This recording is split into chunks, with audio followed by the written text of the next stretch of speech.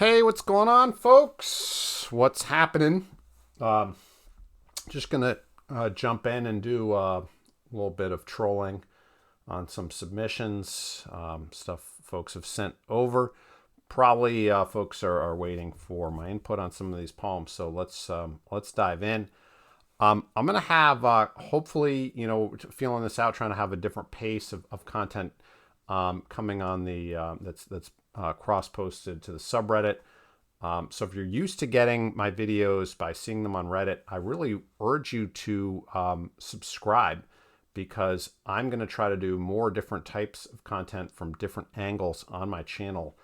And I really do need people to subscribe in order to make this possible. So there's things that YouTube won't let me do until I hit certain subscriber counts. And, there's a lot of stuff I want to loop you in on. I'm starting a literary magazine. And it's going to be pretty fucking hype. We're going to be publishing some really, really interesting stuff. And I'd really like to be able to have a look at your submissions and bring the community on board with what I'm doing there. Again, I need you to take a moment and consider how you could support me by just clicking that subscribe button. It's a small thing, but it does mean a lot to me. It's going to help me help you. Especially if I've covered your poetry. I think that would be a small favor to ask. If I've covered your poems on the channel, I don't think it's such a big ask, huh? Thank you. Okay, here we go. This is Laurel's. Laurel's wanted feedback on this. 4 deaths in Villar del Arzobispo. I don't really know where that is. I'm gonna guess. It could be in the old world Spain, or could be in New World. Don't know. Could be Mexico. We'll see. The bells rang thrice. See right there. This tells us we're using a certain type of diction. We're using a certain type of delivery. So let's see how successful that is. Thrice throughout the campo. Okay, campo. So we're really underscoring this location and its kind of Spanishness. And a mournful song ensued. So I think this use of this adjective here is definitely a mistake. So we don't want to describe the song as mournful. We don't want to expend that adjective in order to do that. It'd be much better to demonstrate indirectly and establish this tone indirectly, rather than essentially label things for the reader. It's something poetry really, really, really has to be very careful about. We want to observe, and we don't want to dictate for the reader. We never want to dictate, right? Because the reader is going to feel like they're not free to peruse and wander the poem and come to their own conclusions. And when you pressure the reader's going to back off. They're not going to engage your poem. So already I think we've circled out the reader a lot. So we didn't tell them where this is happening exactly. We don't know what Villar del Arzobispo is. And then, the mournful adjective, I think, is really, really pushing the reader out. Each chime was a passing. The notes of brass that followed were names for the dead. Why not start the poem with these lines, right? Wouldn't that be more effective? Past our fence, I could see the village below. So again, you're introducing this critical pronoun, our. A little late. The our is inclusive we, right? It's a we that is potentially, and it could include the reader or could not. In this case, I feel like we is something I've talked about in the channel before. It's really, really, really can be a double-edged sword. It can end up bringing the reader in and making them feel embraced and part of the poem, or it can push them away. So we want to be very careful about how we use a we in a poem. And because we don't have a we, there is no my husband and I, or my daughter or my fellow, whatever it is. There really isn't any we that's established, so we don't really know. Static in the chill of the morning, the church spire watched over the plaza. So now at this point, there's new action, or I guess we're returning to narrate this mournfulness. But the reader's going to be asking, why am I motivated to continue to read? Why does this affect me? How does this relate to my own experiences? What am I supposed to be observing or remembering? Is this, was there a recent murder or massacre? Is this related to gangs? Is this a historical thing that happened long ago? So the reader is totally and completely in the blue, and we're really deep into the second stanza, and we get this dog walker. And I think you at this point, the reader is pretty much completely and totally cut out, unfortunately.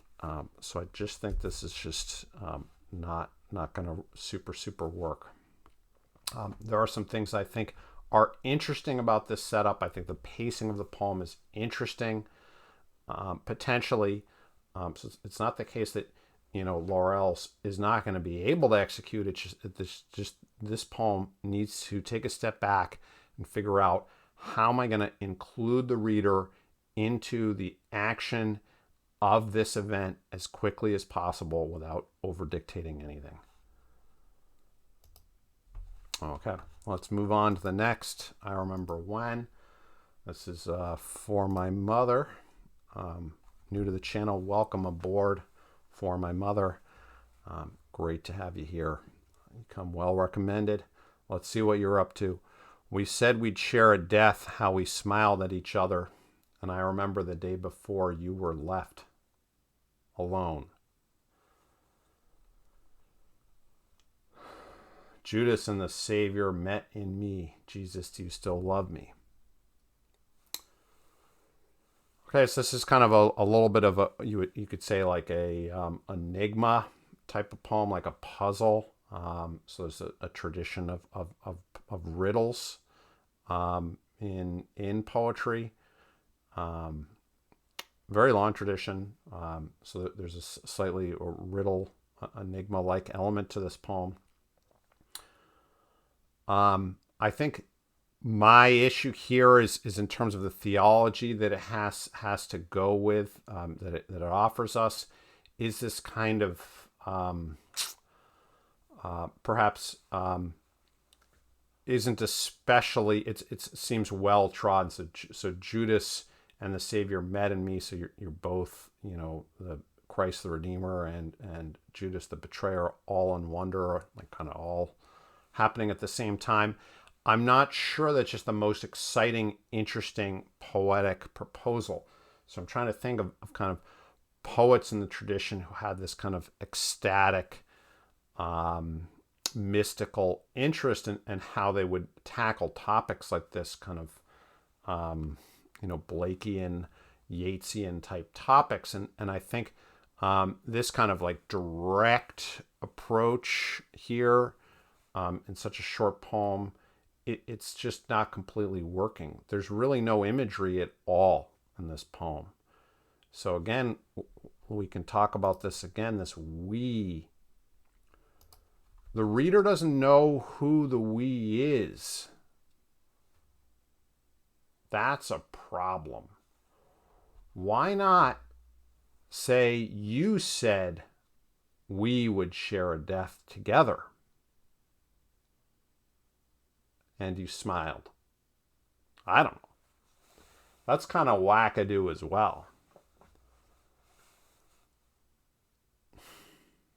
I'm not exactly sure how to fix it, because this imagery of these kind of Romeo and Juliet types that seem to want to share a death together, what does that have to do with Judas and the Savior? And if there is background, kind of private mythology that the poet is connecting between these two events, they're not telling us anything about that, right? So if there's two people who love one another and want to die together in some, poison themselves, or car crash, or, jump off a cliff, whatever it is, drive off a cliff, I suppose. The poem can't really connect its mythological yearning to whatever this romantic event is. So again, this is another example of the we leaving the reader out. So the second stanza, and I remember the day you were left alone. You see this passive construction, you were left. But the reader's going to wonder, you were left by whom? And again, that's another corner that the poem hides behind and doesn't disclose and doesn't let the reader in on its private story. So what is the reader left with here? Totally grasping at stuff. It sounds interesting. So it has some oral interest. These short lines: death, other, remember, alone, kind of some consonants going on. Judas and Jesus. I mean, there's some interesting, it's not quite wordplay, but it's somewhere kind of on that spectrum of oral possibility of sounds that the poem is introducing. Do you still love me at the end? It just can't really be profitably connected to anything going. The lack of image in this poem, I think, is its biggest issue. So short poems especially need strong images in order to work. If you look at Blake, when he writes a short poem, it's going to have a very, very, very strong image. A poem like The Fly, for example. This poem does not have that. Okay. More Than Echoes. What might I say? This is from Crossroads Fair. Crossroads Fair, how you doing? Frequently checking in with you. Hope things are going well. So you can already see we have these very long lines that are end stopped. All of them pretty much are end stopped or just come to a kind of a natural syntactic conclusion, even if there's not punctuation at the end of the line. So this to me is already a big issue. So now there might be other people with, other folks out there or editors out there who are interested in this type of work, these kind of long lines that aren't even really lines, they're kind of just separate sentences. And certainly there are some poems here and there out there that do that. But that's not the focus of this channel, people. Okay? You guys are missing the point. You want to get better at poetry as quickly as possible. How are you going to get better at poetry if this is what you're trying to do? You're not working out the fundamental muscles necessary to get stronger because you're not working on your lineation. If you're not working on your lineation, sure, you could become a better prose poet, but do that later. Do that once you know what the fuck you're doing, people. All right, let's have a quick look here. What might I say to you if we still had the chance to speak? So that's the conceit. That's the opening. So the you is there, the hypothetical. So it's almost a sonnet-like, except there's no comparison. There's no metaphor. That would be nice to have some comparison. What might I say to you to keep you, to compare you to something, to, if you were like the this or like the, like the stars, something. Get an image in there would be better. How would I address you? As my Nana, as my longtime friend. Okay, well, that's a very different poem suddenly than what might I say to you if we still had the chance to speak. So this might be that someone died, right? We would talk about the taste of black coffee or look for would we talk about the taste of black coffee? Why do we need the taste? Why not we would talk about black coffee? I don't know. It's expending a lot to do a little or look for the humor in life's small tragedies. But that's a generalization and it's boring. Would you caution me to kindness? Boring. Can you show us her face? Can you show us situate the reader and put us in your Nana's house? Open then with this. We would talk about the taste more than echoes. Would we talk about the taste of black coffee? Would you find humor in my damaged shoe, my broken glasses, my student loan debt? I don't know. Do something to make the poem specific, to lure the reader in. I think lineation, folks, is going to push you to do this, because when you start to lineate, when you start to break lines, you start to get cadences and you start to say what is in this line and what isn't in the line. Does the line have any rhetorical or argument part? Does it have any imagery in this line? Does this line have any sonic interest? Does it end in a way that aligns or suggests or echoes some other line? Once you start layering up these different possibilities line on line, do I vary my enjambment and my end stopped? Do I have caesure? Do I have occasional places of rest in the middle of the line? When you start putting these factors together, it's going to force you to make decisions. And one of the decisions you're going to make is, this doesn't work, because it's not specific and it has no imagery. This is imagery. This is not. If you broke the lines, you'd see that this is consuming pretty much a whole line doing almost nothing, which is not the goal. All right, let's look at Night Flight by Frohike.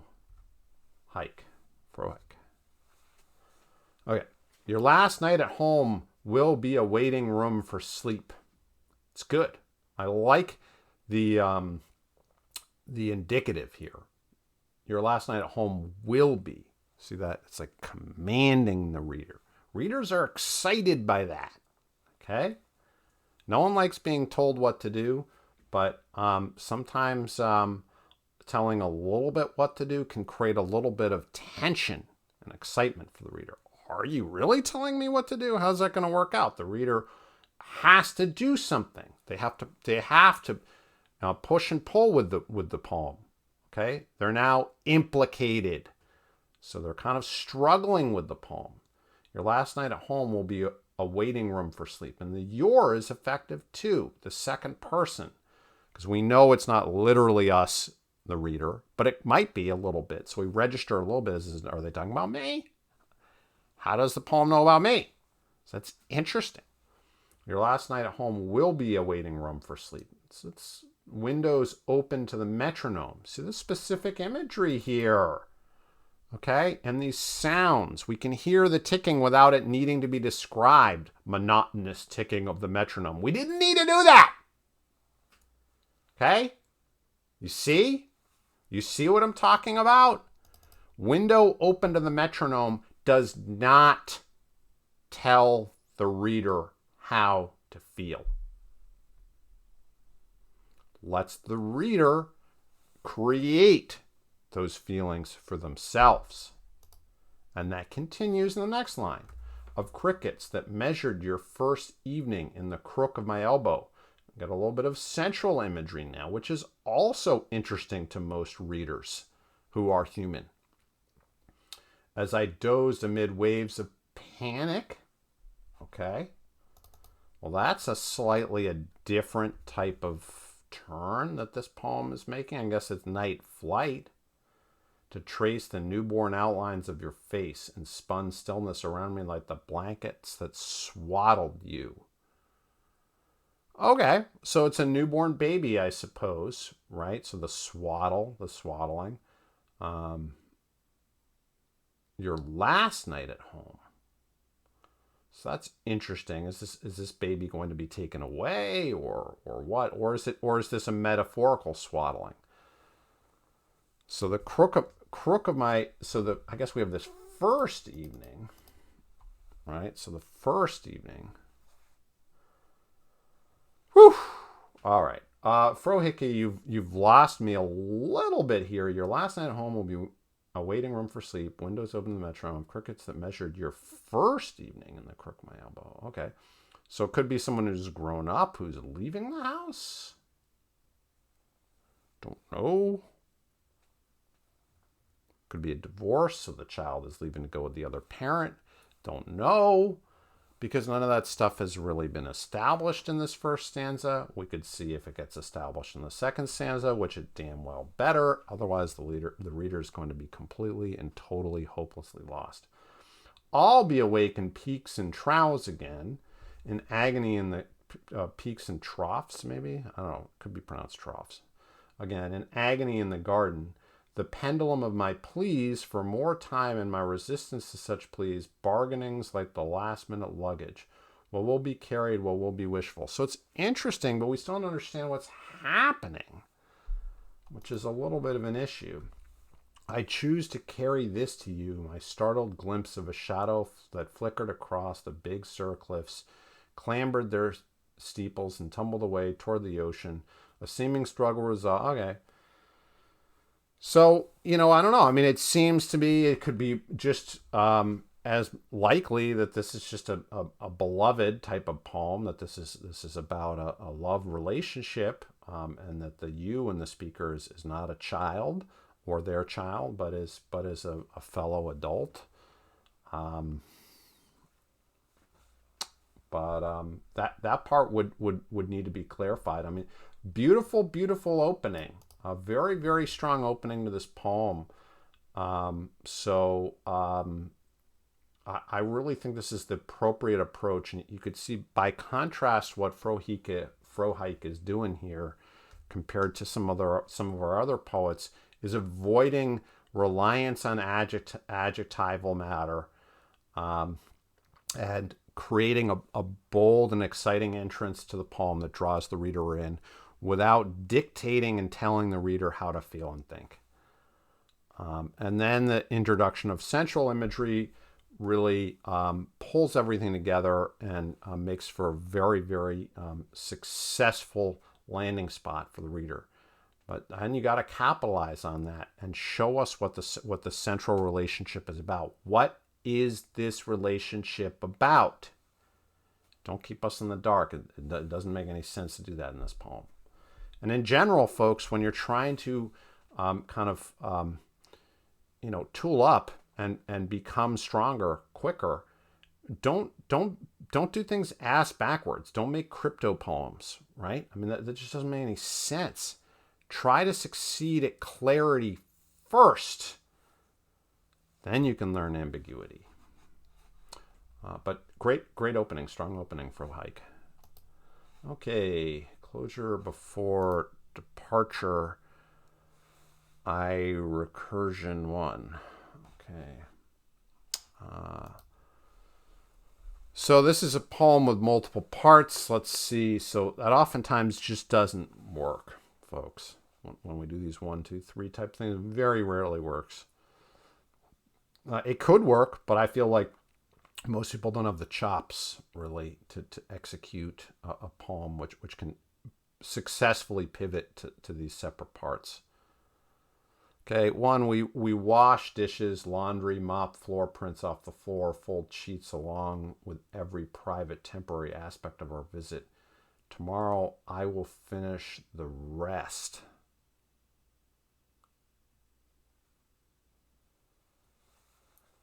Why do we care that you'll finish the rest?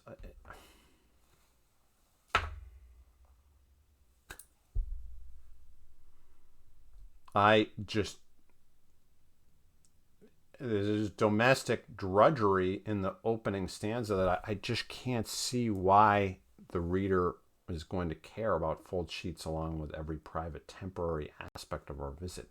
This is another kind of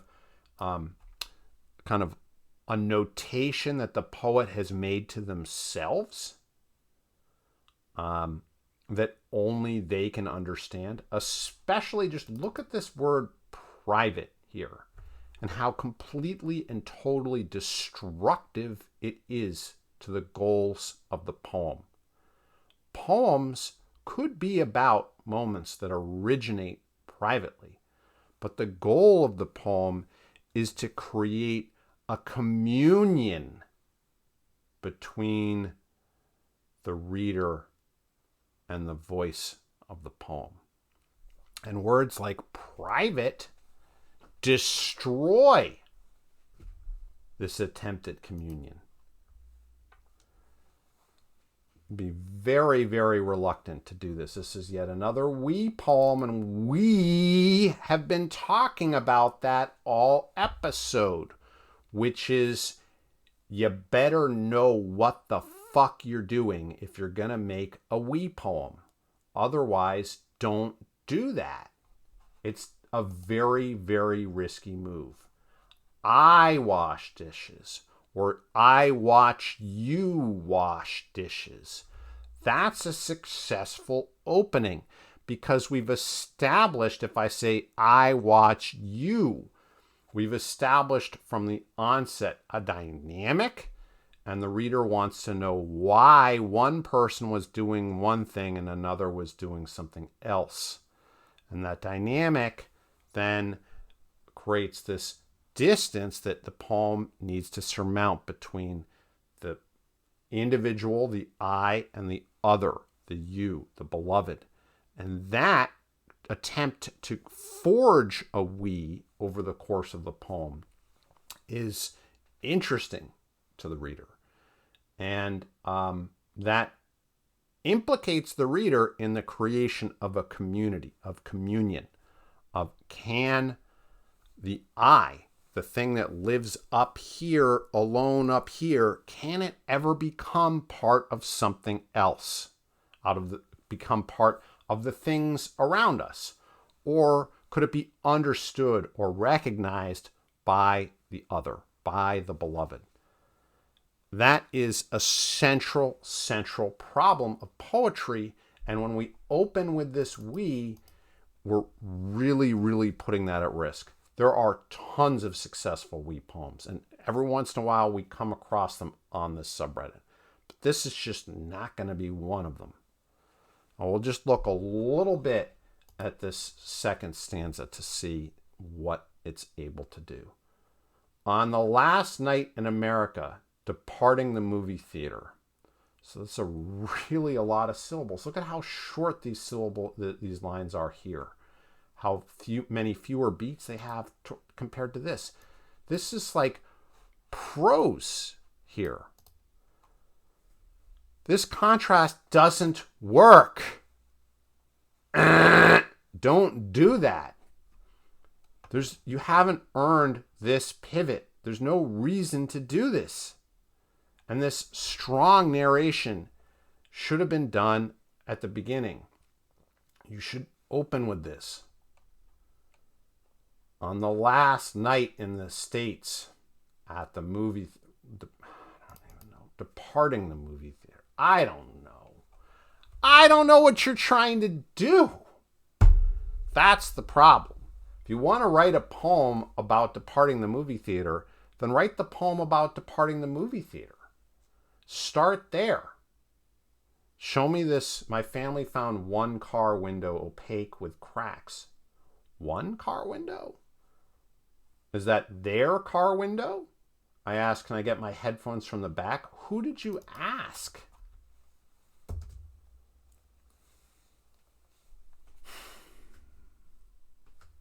You see what I'm getting at, guys? We need to very, very much simplify scenarios and poems so that we can attack them as directly as possible. Poems can't do things that personal essays do. They can't do things that short stories do. They can't do things that novels do. They can't do things that plays do. They can't do things that movies do. It's a specialized form. And by trying to restrict ourselves so we focus on a single relationship, we're going to be able to make a more successful poem.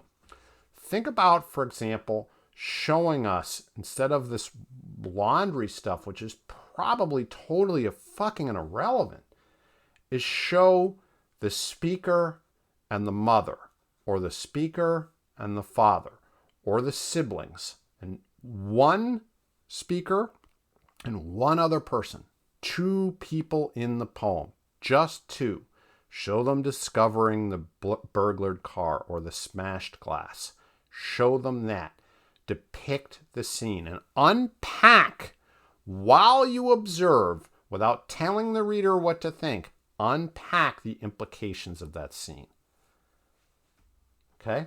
That's all you need to do. All you need to focus on. Okay? Or you want to write a poem about this domestic stuff, about the dishes and laundry? Show us you watching someone or someone watching you. You watch as I load the dishwasher the way you hate it to be loaded. But you don't say anything this time. That could be something interesting. I don't know if it's, whether I would choose every word exactly that way, but you get what I'm saying. Already the reader is going to be intrigued. Why are we doing things differently? Why is this happening differently? What's the relationship? What's this about? Okay? I need your help, folks. Like I said, we're going to do some very exciting stuff in the fall. I'm going to be launching this literary magazine.